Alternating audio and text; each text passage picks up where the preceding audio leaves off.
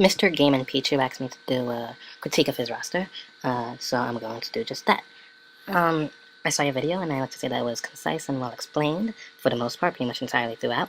And I'm gonna just go straight to your explanations to the characters that you felt needed a slight explanation for. Toad. He's a protagonist, which he is not. You said that, but he's not a protagonist. He's actually a support character that he's always been. But yes, he could be in an adventure, and he could fight, and that makes him a plausible choice. However, you have to find a way to separate him from the Toad that Peaches used if you still want to have that Peaches moveset in there. Because you can't have that tiny Toad and then a more playable sized Toad in the game. Either you can make you could let him wear something like the blue jacket, or you can make the Toadette Peach use Toadette, but you know what I mean. You have to sell him in a certain way that says that he's actually a playable character, not a support character. Bowser Jr. is solid. He doesn't need Shadow Mario. Wario Land. Oh, this is what I have to say about Wario. He has to be, and his default costume has to be the WarioWare costume because he's in there to represent his own games, not Mario games. Also, with Wario Reps, you said that you was going to take out all the Wario Reps. Very good. You mean the additional ones. But Waluigi, I don't know why you said he was a Wario Rep. He's not Wario Rep. He's a Mario character. Continuing, we have Dixie Kong.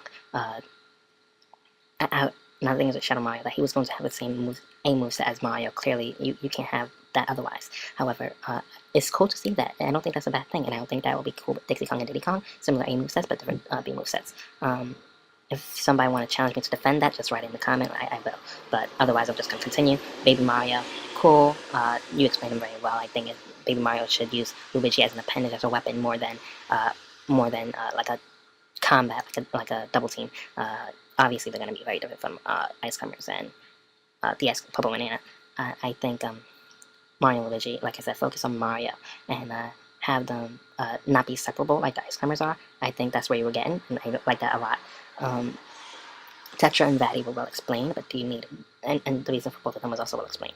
You have a full set, 3 for the regular series and 3 for the Toon series.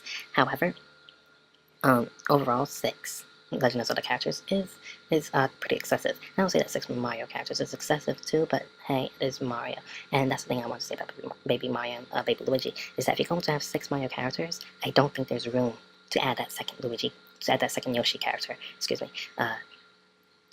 I really don't think there is, because you can't separate, like, Donkey Kong is fine, you can separate the Donkey Kong series from the Mario series, you can separate the Wario series from the Mario series, even though the Wario series absolutely does not need more characters. However, for the Yoshi series, it's so dependent on the Mario franchise in terms of the characters they use, the animation style, and the stories. Even the villain is often Bowser, so I don't think you should give Yoshi that second character if you're going to give the Mario series a full 6. And if you don't give that Mario series a full 6, then you really shouldn't give The Legend of Zelda a full 6, which I don't think it's required to have that many. I think 5 is solid. Moving on, we have Ridley and Dark Samus. Cool. Metroid certainly deserves it. Dark Samus and Ridley fulfill 2 separate needs for the game and for the representation. Dark Samus is good for the trilogy, the Metroid Prime trilogy, which was like a whole era spawn on the GameCube and then on the Wii. But Ridley is timeless, and it's a villain. Well, they're both villains actually, but I'm not going to get into why I don't like Ridley, not in detail, but I would say that of course he could be resized. I'm not arguing that, but it's the question of should he be resized after already being represented Smash Bros. Series as such an epic villain, and being so epic in the way he is it ethical? Let's leave it at that.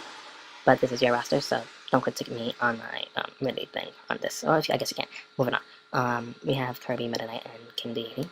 Excellent. Kirby, that's the 3 main characters from Kirby. And when you add another Kirby character, it's just like, really?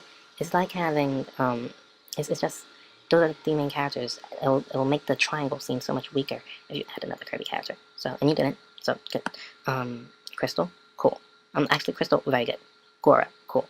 Pokemon, it's unbalanced. I actually recorded this earlier, but I spent too much time talking about Pokemon, and I actually started talking about my own roster.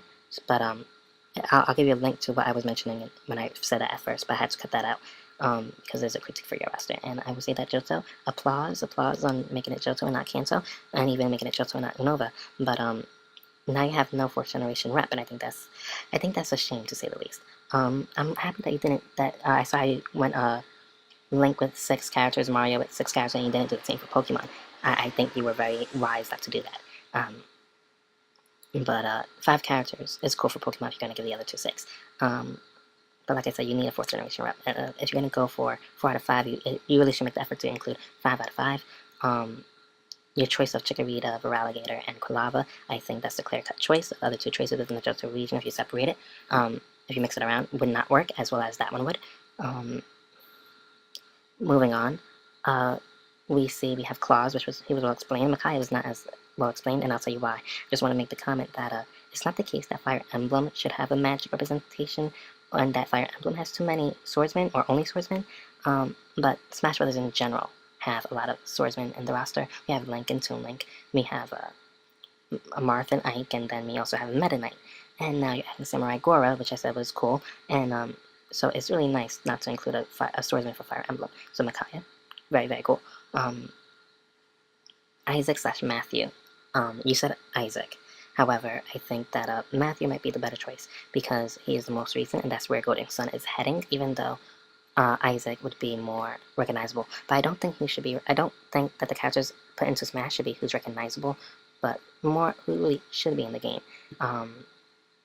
Because think about Pit, not many people recognized him, but Sakurai saw Pit as a character that he would like to continue the franchise for, and so he put Pit in the game.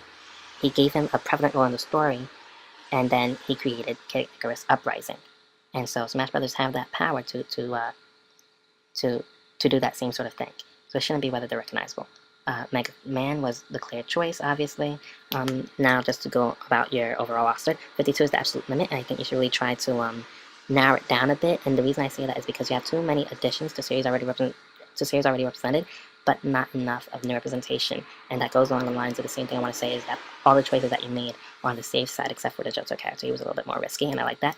But all the characters were just on the safe side. You don't have any exciting characters other than Ridley and Mega Man, but that's not pure excitement. Really, it's just exciting because he's an intergalactic dragon, and Mega Man is exciting because he's the Capcom star. And well, yeah, I guess you could say that. And they're so wanted. But you don't have any characters to say, "Oh, I didn't expect to see him. That's cool." And you don't have characters that really say, "Let's take you back to this SNES era, or now even this N64 era," which would kind of be or the NES era. You don't have any of those guys, and the only new characters you have are Isaac and Little Mac, and I think that's really not enough. So I would say you do need to work on your roster a bit. I think you need to try to make more choices, because all the choices you made were justified and good, but overall you have too much of the same type of choice. Like you said in your roster, you wanted Dixie Kong and Kincaid Rule, Toon Zelda, and Vatty. Try to get away from that.